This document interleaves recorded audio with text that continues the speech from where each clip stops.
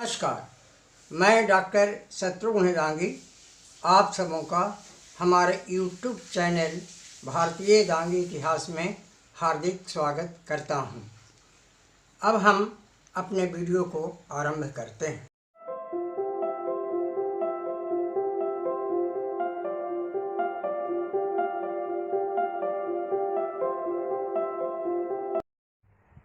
आज का विषय है श्राद्ध की महिमा, अर्थात पितरों का श्राद्ध हम क्यों करते हैं।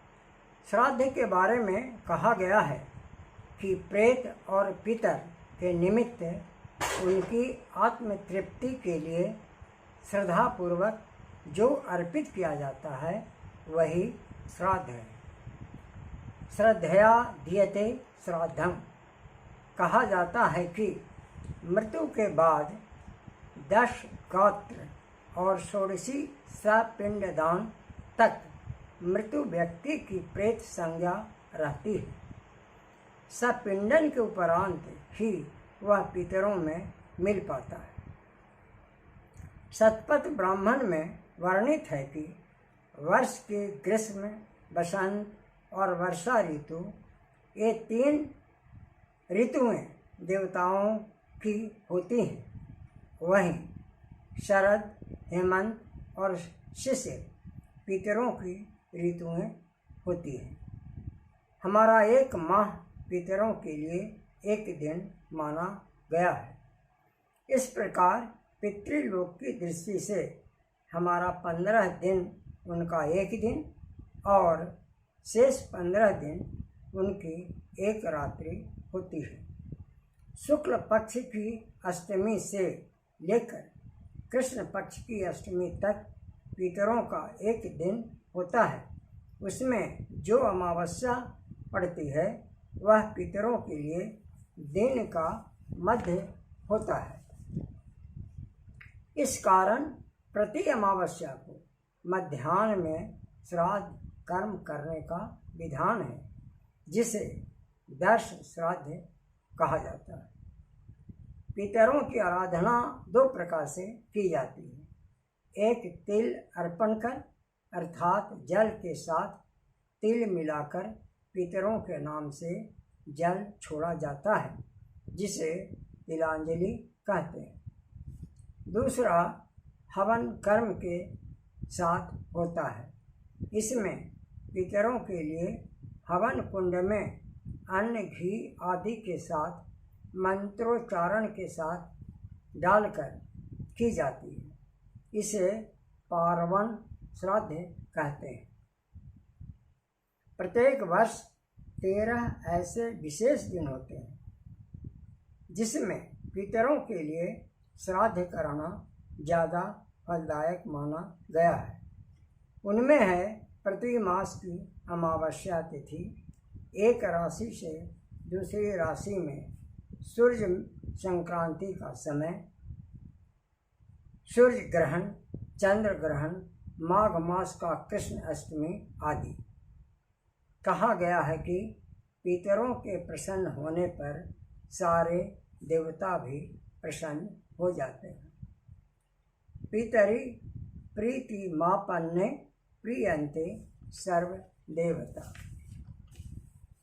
आश्विन मास की कृष्ण प्रतिपदा से लेकर अमावस्या तक 15 दिनों में जो तिथियां आती हैं, उनमें कुछ तिथियां पितरों के लिए विशेष महत्व की होती है।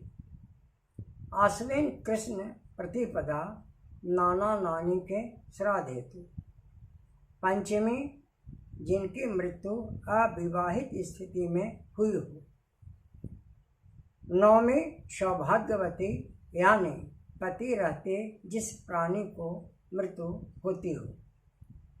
इसी कारण इसे मातृनवमी भी कहते हैं। एकादशी और द्वादशी इस तिथि को वैष्णव सन्यासी का श्राद्ध करते हैं, अर्थात वैसे प्राणी जिन्होंने सन्यास धारण कर लिया हो और उनकी मृत्यु हुई हो।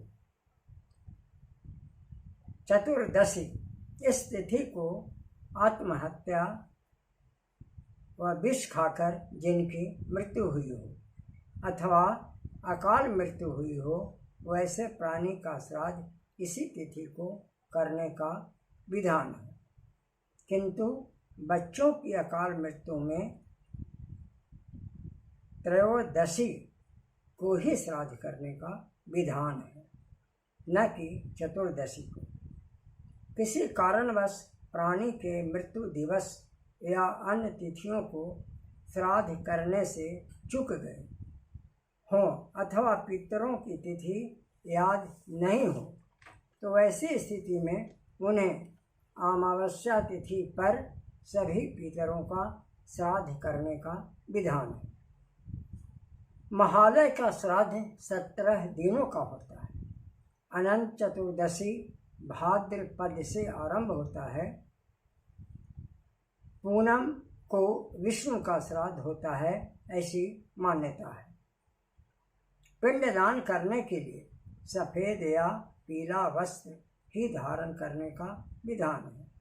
कहा जाता है कि इस अवधि में पितृपक्ष में क्रिया श्राद्ध कर्म में भोजन दान आदि सीधे ब्राह्मणों व पक्षियों द्वारा सीधे प्राणी को प्राप्त होता है।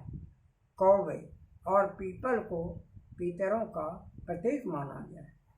यही कारण है कि किसी भी प्राणी की मृत्यु के बाद जो अपने पितर को मुखाग्नि देता है, वह जब कुश आदि में पानी देकर पानी को जल अर्पण के बाद भोजन करने बैठता है, तो वह अपने भोजन में से एक अंश पहले कौवे को देता है और तब वह भोजन करता है।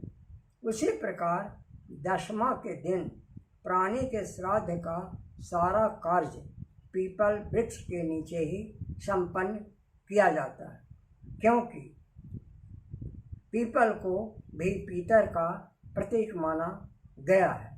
बस आज के एपिसोड में इतना ही। कल के एपिसोड में फिर हम विदेशों में श्राद्ध की क्या स्थिति है, इसके बारे में हम विस्तार से जानेंगे। धन्यवाद।